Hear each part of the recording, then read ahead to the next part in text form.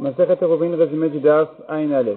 La Gemara est en train de citer la marloquette, de voir la marloquette, à savoir est-ce qu'un yoresh, un héritier, il peut faire bitul reshut, oui ou non. Il est hérité pendant Shabbat, et donc il interdit maintenant de porter, parce qu'il est un nouvel habitant. Est-ce qu'il peut faire le système du bitul reshut pendant Shabbat, oui ou non? La Gemara amène des objections contre ça. On voit que, a priori, celui qui a acquis en plein Shabbat les biens, par exemple, les biens abandonnés d'un converti qui n'a pas d'héritier, il interdit. La Gemara comprend de là que donc il ne peut pas faire de bitul reshut. Répond la Gemara, il interdit tant qu'il n'a pas fait son bitul reshut, mais dès qu'il a fait le bitul reshut, c'est bon.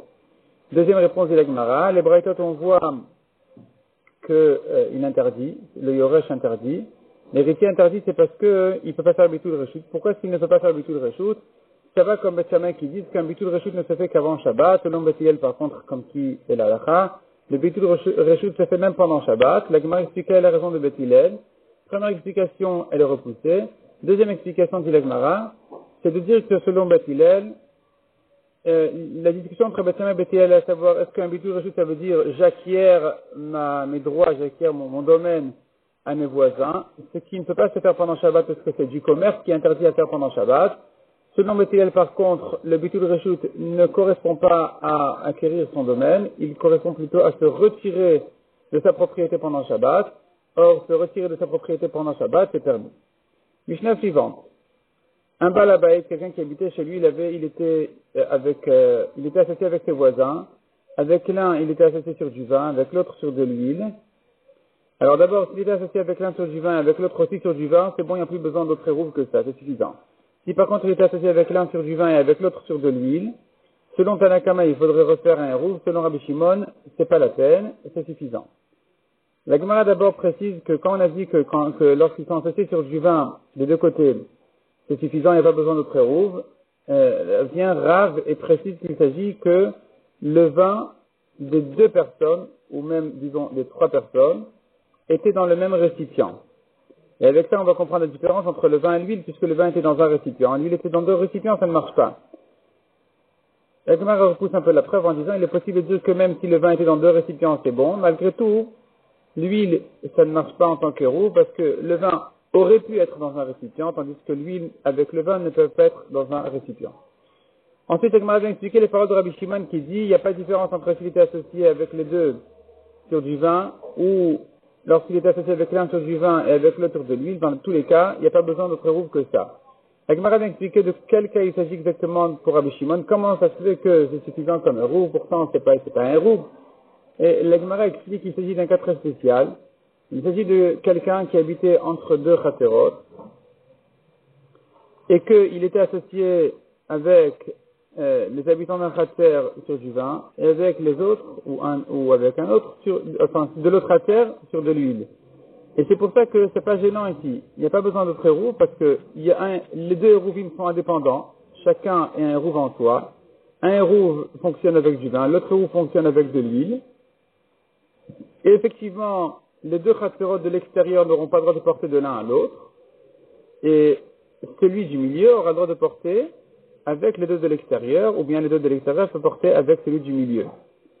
La Gemara a dit que Rabbi Shimon, il suit son avis, puisqu'on a vu déjà dans les pratiques précédentes que Rabbi Shimon, il permet un système pareil.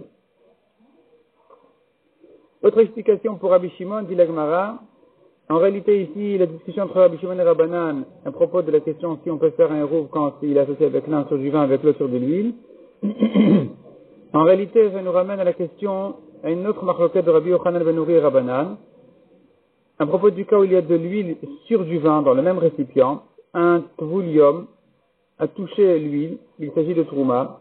Le tvoulium en touchant l'huile, il faut savoir est-ce qu'il a interdit la trouma de l'huile, il a rendu impur uniquement, ou même du vin qui est en dessous de l'huile. Est-ce que je considère tout ça comme une unité ou comme deux?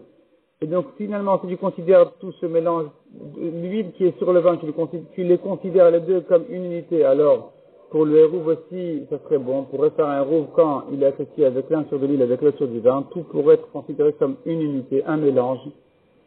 Et si tu dis que non, l'huile est tamée, le vin n'est pas tamé, alors du hérouve aussi on dira, l'huile et le vin sont deux choses différentes et il n'y a pas de hérouve ici qui pourrait fonctionner.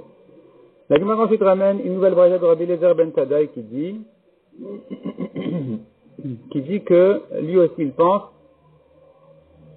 aussi bien dans le cas où il était associé avec les deux sur du vin, que dans le cas où il était associé avec l'un sur du vin et avec l'autre sur de l'huile, dans tous les cas, il n'y a pas besoin d'autre.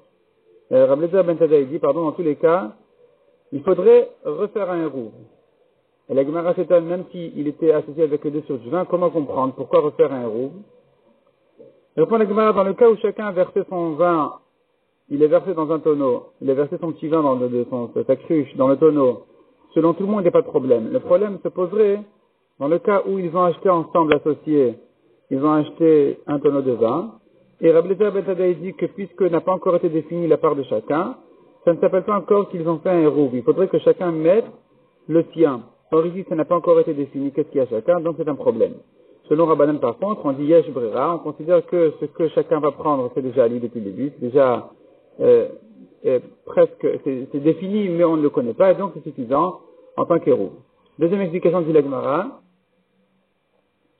c'est de dire que la discussion ici, elle est à savoir, est-ce que lorsqu'on a fait un chitouf mevohot, c'est suffisant aussi pour le héros. Donc si j'ai fait un chitouf pour permettre tout le mavoy, est-ce que je dois refaire un héros dans les chatserot ou pas? Le chitouf, c'est le même système exactement que le héros. Simplement le héros, c'est pour un chatser, le chitouf, c'est pour toute la rue, pour tout le mavoy. Et c'est là où Rabbi Eliezer ben Tadai dit que non, et selon Rabbanan, oui. La Gemara ramène que Rav dit, la Dachal est comme Rabbi Eliezer ben Tadai, et d'ailleurs elle est aussi comme Rabbi Meir, qui pense que, malgré qu'on a fait un chitouf, il faudrait refaire un héros. Et la Gemara explique pour quelle raison on a besoin de répéter ça, et comme Rabbi Meir, et comme Rabbi Eliezer ben Tadai, alors qu'ils disent la même chose. Donc la Gemara explique que sans Rabbi Eliezer ben Tadai, j'aurais dit que les Chachamim font une double khumra. Ils pensent que aussi bien si le chitouf a été fait sur du pain que sur du vin, il faudrait refaire un héros. Donc on n'aurait pas osé dire que la halakha est comme eux, puisque dans les héros, on ne peut pas trancher, comme Rabbi Meir, puisque dans les héros, on ne peut pas trancher comme deux khumrot en même temps. Il a fallu passer par Rabbi Eliezer ben Tadai, qui nous fait déjà un mi-chemin, qui pense que, au moins sur du vin, le chitouf est insuffisant, est insuffisant pour le héros, il faudrait refaire un héros. Et une fois que j'ai Rabbi Eliezer ben Tadai qui me dit ça sur du vin, je peux ajouter, comme Rabbi Meir aussi, à propos du pain non plus, que si le chitouf a été fait sur du pain, il faudrait refaire le hérouv khaterot. Donc aussi bien sur du vin que sur du pain, finalement, le chitouf est insuffisant pour le hérouv, il faudrait refaire le hérouv dans les khaterot afin que les enfants n'oublient pas cette loi, la loi du hérouv. Selon Chachamim, par contre, pas comme Rabbi Meir, je pense que c'est pas la peine, une fois que le chitouf a été fait, on n'a plus besoin de refaire le hérouv.